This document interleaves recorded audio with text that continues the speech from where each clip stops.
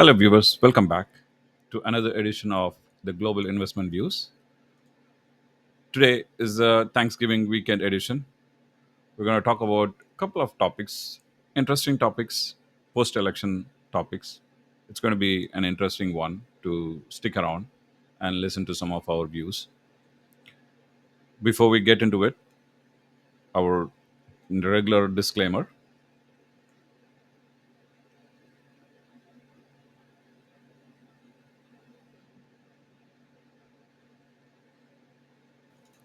Now, today's topics are primarily we're going to cover some of the US market post election changes. We have been seeing a good positive momentum going on in the market, change in trend, past versus future policies. We have seen the new administration past policies, and we're going to compare how they're going to run in the next term. And again, some of this information is more looking at the past and predicting what's going to happen in the future. So it's all personal opinion, but you might see some similarities between both the terms. Also, discuss some of the leadership change in the stock market. We have seen a bunch of stocks performing very well in the previous term. They've gone down in the last term. Then in the new term, you might see those leadership stocks coming back again. So we will cover a few of them in our discussion today. So the first topic is about US market post-election. We have seen the election right now. People are excited about the change. Definitely the new president is going to bring a lot of change in the market. That was very evident once the result was declared. Definitely we have seen the stock market spiked up, and we have noticed the S&P at least of 6 to 7 percentage growth. Dow Jones has a really good 6 to 7 percentage growth, but the stocks, individual stocks, the leaders in their sectors like Tesla, Microsoft, Facebook, you name it, NVDA. Every leading stock has gained at minimum 15 percentage. Now we will cover some of those stocks in our discussion today. We will just scan through some of those growth and the volume part of it. So definitely there's a change in trend. There's some level of excitement there in the market compared to what we have seen past 4 years. Past 4 years, it was more a cautious stock market. We have seen the previous government, or currently the ruling government, have taken measures to control the inflation. I think the inflation was the biggest factor for past 4 years. Definitely that inflation was caused due to the pandemic, and we will cover some a little bit deeper as we go deeper into this discussion. So first thing is about change in trend. Definitely we are seeing change in trend. We have seen some of the leading stocks gone up at least a 15 percentage, 15 or more than that. And there are a few stocks, they are hitting close to 50 percentage too. And some excitement is there in Bitcoin too. We have seen the Bitcoin is already 100K right now.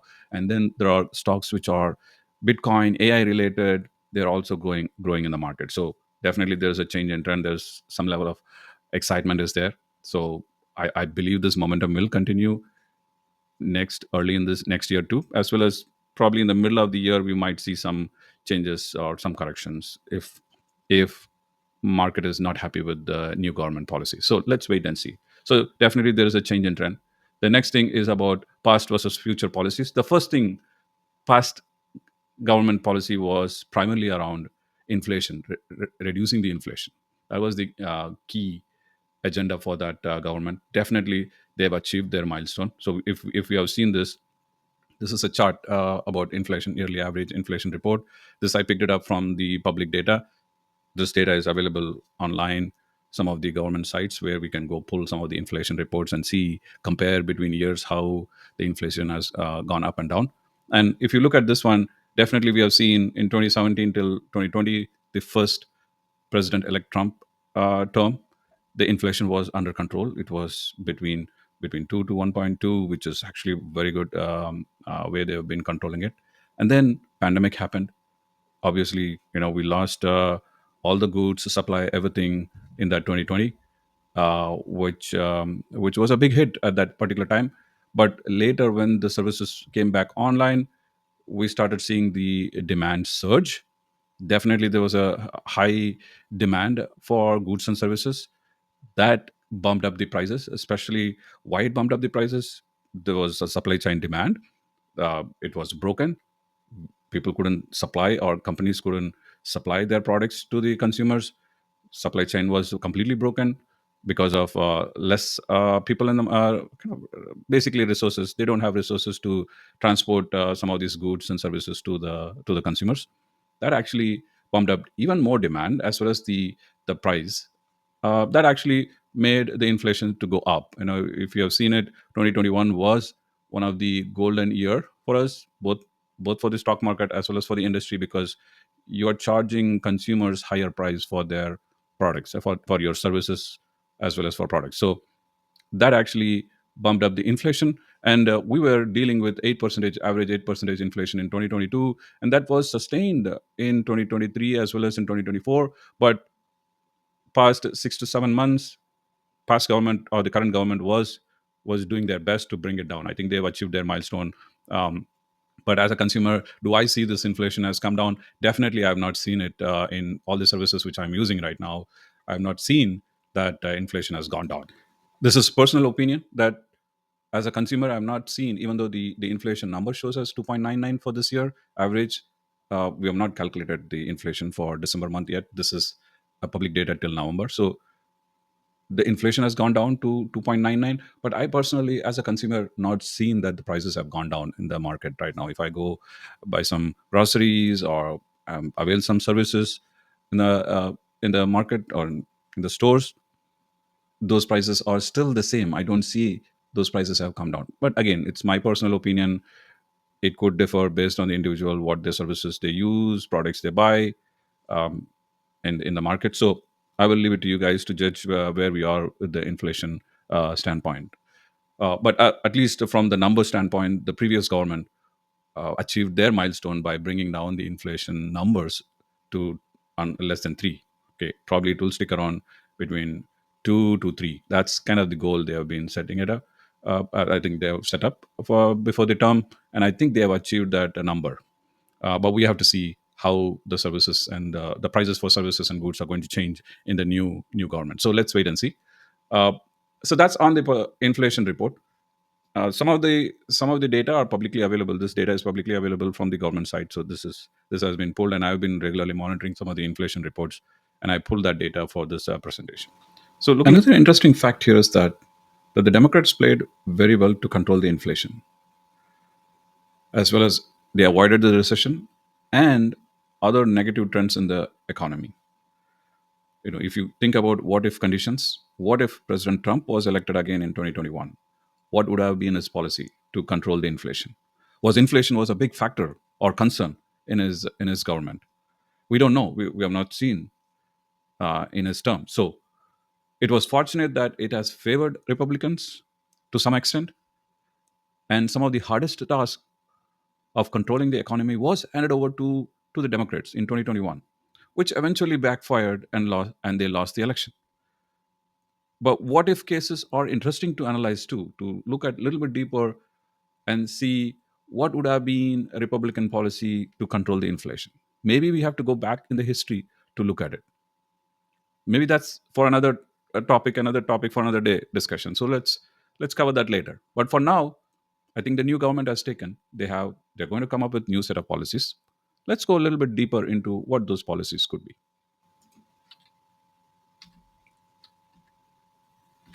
So the next thing is about past versus future policies of the new government.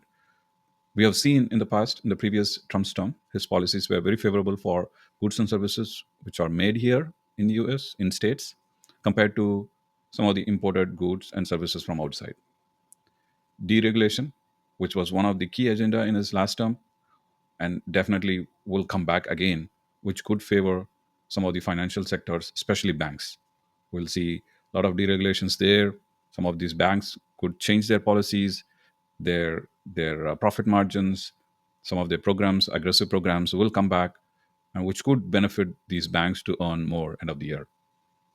The next thing is about green energy versus fossil fuel energy. Last time his policies were very favorable for local drilling and importing less from outside. This time, more green energy influential people are there in his cabinet. Would it change his policy from for this term? From the stock market, as of now, market reacted favorably for all the green energy sector. We have to wait and see how stocks like Tesla and other eco-friendly companies will be benefited.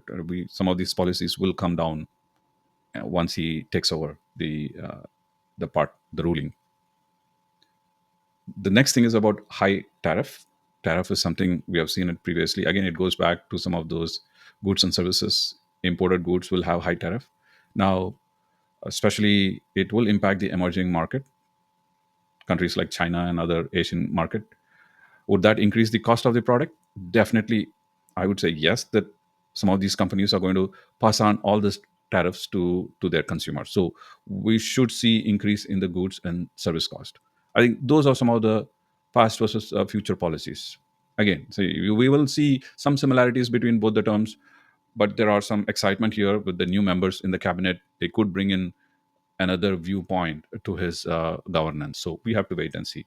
So there's definitely some level of excitement is there in the market as well as in the economy right now. And we may need to wait for the new president to take over and lays out his policies to actually see, or generally, once he takes over, whatever policies he's going to lay out, then we will see whether this excitement stays longer versus, or it's just a bubble. We don't know. We need to wait and see what the new policies are going to be, and then we can assess the market and some of the sectors based on the new policies. So let's switch to the holiday mode and analyze the holiday rally here, and especially end of the year. Every investor wants to close the year in a positive note, and I think that's what we call it as Santa rally. You could see all these stocks, even though they performed really bad the whole year, they pick up the momentum this particular time where people tend to make a positive note when they close the year. So that's kind of the direction generally market goes, especially with this November and December month.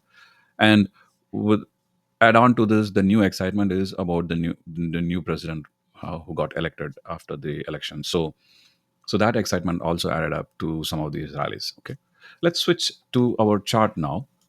Let's start off with the core indexes. I think generally, if you have seen my previous videos, I always cover the core ones. One is the Nasdaq, S&P 500 ETF, and IWM. That's also an iShare Russell. So iShare Russell 2000 ETF. So generally, all these stocks are basically these indexes are kind of an indicator for us to see how the stock market is trending. So let's start off with the Nasdaq. So if you look at the November month rally, I think especially the when I say November 6th was the election completion date, the voting completion date, and definitely we have seen some level of excitement spike gap up there. Uh, the market is telling you something there. If you have observed some of these indexes, there is a good volume spike. You're looking at somewhere around, yeah, uh, just above the average, slightly above the average. Average is somewhere here, but we could see it's above the average around 1.51 billion shares have been traded. That seems like there is some level of excitement there, and then you can see the price gapped up. Nasdaq actually bumped up the price from the previous day closing was 20 to 46, and it started at the next day. It started around 25.72, so there were like 200 points up, and then that excitement did carry to the next day, following day, and then after that there was a side movement. So there was some level of positive momentum trending in that market.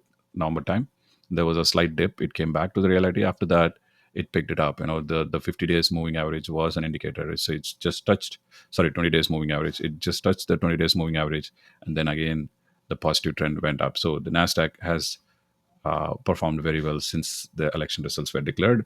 I think the election results were declared at the end of the week, but you could see that on 6th, definitely there's a gap up, which means that people could predict the outcome. Let's switch to the S&P 500 ETF again. If you could see that on 5th, volume did spike up. On 6th, you could see it is not the average volume. Average volume, you're looking at somewhere around 47 million. On that particular day, 6th, it just went up to 68 million. So it's just doubled up. Another 50% was added up. So that's an indicator. I always look at the volume. I think the core thing, if you have seen my videos previously, the core thing I look at it is one, volume, price movement, and the RSI. I think these are core ones. The moving average tells me when to be in and out in the stock market. So I see there's a huge buy volume there. close to around 68 million shares were traded. And then definitely the S&P also shows some level of gap up. You could see on 5th it has 576, but on 6th it gapped up to 589.71, and then good progress next 3 days, and then after that a slight downturn, and then again it picked it up on past a few days till the current December 6th. It has been performing very well, and it's a very small momentum every day, but the price was actually moving upward direction. So the trend was on the upward direction, and you could see that the volume slowly draining. I think people don't want to be too much excited here and put all the money in it, but definitely you can see that there are folks buying on a regular basis. So slowly accumulation was happening that actually brought the momentum up. So whenever there's an accumulation happening on a regular basis, where you can see there's less sell off, more buys, those are our indicators to closely watch. And I think we have seen that in the S&P 500 since the election declaration. So then switching to the other stock which I look at it closely is the Russell iShare Russell 2000 ETF. So this is also another uh, a good indicator for me, good ETF for me.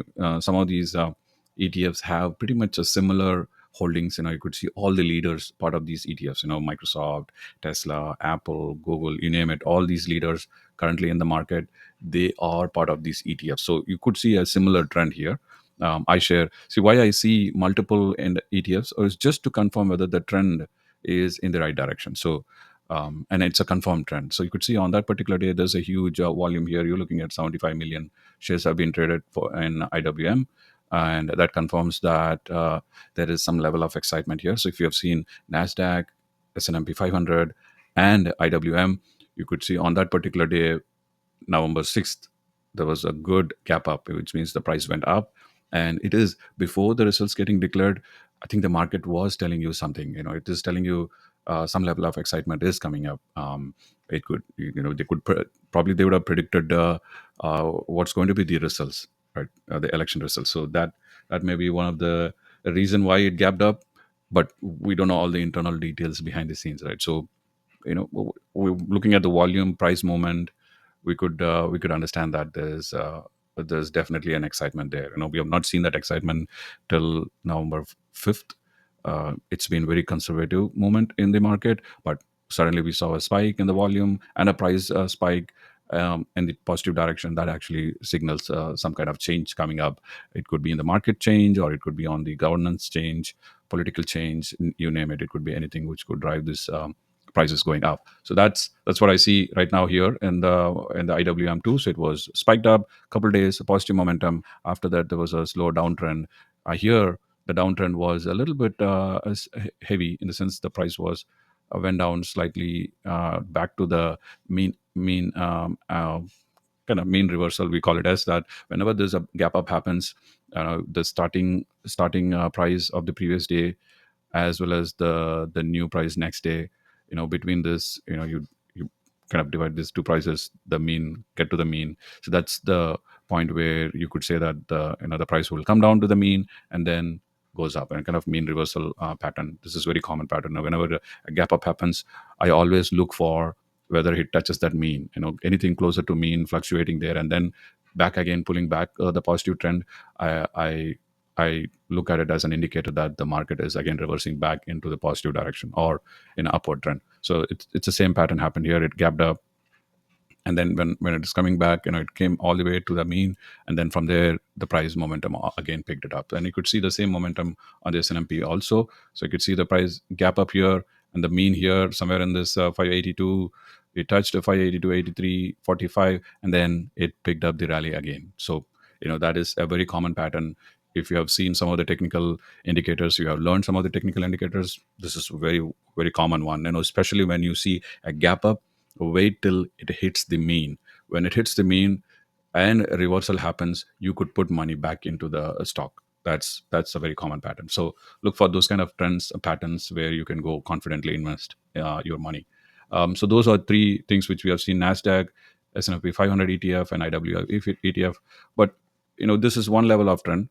we could also look at it, our individual stocks, basically these leaders, to see whether they have a similar pattern there. So if you look at Tesla, Tesla has been very exciting stock to look at it post-election results. It's been tremendously doing well, and we could see here some, for example, on the 6th, you could see a, a, a big spike here, price spike. So from 249 and is around 251.55, but next day it started off with 284, so through around 300 points it has gone up. But generally, if there is a reversal or a pullback happens, it would have come back to the mean, and then the positive trend should happen. But there's so much excitement about Tesla because he's been part of the new party's cabinet. So that actually added up more excitement to this stock, which has never came back until on fourth. It just slightly pulled back happened, and then again it's higher lows, and then again it started the momentum upward direction. So this is an exciting phase for this Tesla stock, and you're looking at close to 50 percentage growth right now, somewhere around 400 250 was the previous points, and now you're looking at 389. So it's just a tremendous growth there. Now if I switch to Nvidia, again, it has seen some level of gap up there. You could see there's a positive volume there, and then that went up. The price went up, but this stock did not perform very well compared to other stocks like Tesla. Why it did not perform well? Because we don't know what the policies are going to be on the semiconductor side from the new government. So they are kind of playing some cautious role right now, or movement or momentum. So we have to wait for the new government to come in and lay out their policies on the semiconductor industry. But the previous government, Democrats, were very favorable to uh, to do kind of a lot of positive things in the semiconductor space, and that actually helped some of the semiconductor stocks to perform very well. And that's what we have seen. So this is kind of gapped up, some level of excitement, and then after that, it has been churning in the sideways direction. So let's wait and see what the new policies are, and then we can jump into it. The next stock which I want to cover is the Bitcoins. With the new president coming in, there's some level of excitement there, especially in this particular sector, the Bitcoins sector. We have seen the Bitcoin has hit the just 100K, it has crossed 100K a couple instances. And at the same time, it is overpriced. As an investor, when I look at it, if I want to be part of this trend, then what are my options, right? I cannot buy the Bitcoin, which is now currently it's valued around 100K. What is my alternative here? So alternative is to look for iShare Bitcoin Trust ETF fund. These are another way, another mechanism of investing funds into a Bitcoin sector. So this is one of the ETF I closely monitor. And similarly, when you look at it, post election is when on 5th or 6th is when the election happened, and you can see a big gap here. There's some level of excitement already being realized here. I think that just shows up in the stock price. You can see that there's a good gap up there from somewhere from 39 to 42, closed around 43 something. So it was a good 10 percentage growth. And after that, you see another gap up on 11th, once the announcement, as once they have declared the results, the election results. The next following Monday, you see another gap up, which means that this particular sector is very excited with the new government coming in. So obviously, you have seen that in the stock price. So and then the trend has been really well impressive here, and you can see that it has gone up really well off late. It majority of the indexes as well as other leading stocks have been doing a sideways churn, but we will discuss that. But from the excitement standpoint, I think Bitcoin has some level of excitement here. If you want to invest in some of the Bitcoin sectors, this is one of the ETF, which is a well respected ETF from a reputed company. So iShare has been considered as one of the reputed ones in the market right now. So if you want to invest something, invest in this kind of Bitcoin ETFs. So that's the mechanism to go, considering the Bitcoin prices are very high right now. So you could see that the post election how it has reacted. Similarly, the volume also spiked up. So you can see this is the second or third highest volume since January. So that's a good sign that people have bought a lot of Bitcoins ETF shares here at this particular point. And then there's another spike up happened, and then there was a sell. There was a huge sell off. There are people taking profits, but the price momentum still continued, and you could see that it has gone up significantly high. So from 39 till 56. It's really good growth here. Yeah, keep an eye on this one. This particular stock has a good positive momentum in the future too. So keep an eye on this stock. Thanks for watching my video. Stay tuned for more updates, more interesting topics to cover in the future. Until then, stay invested. Thank you.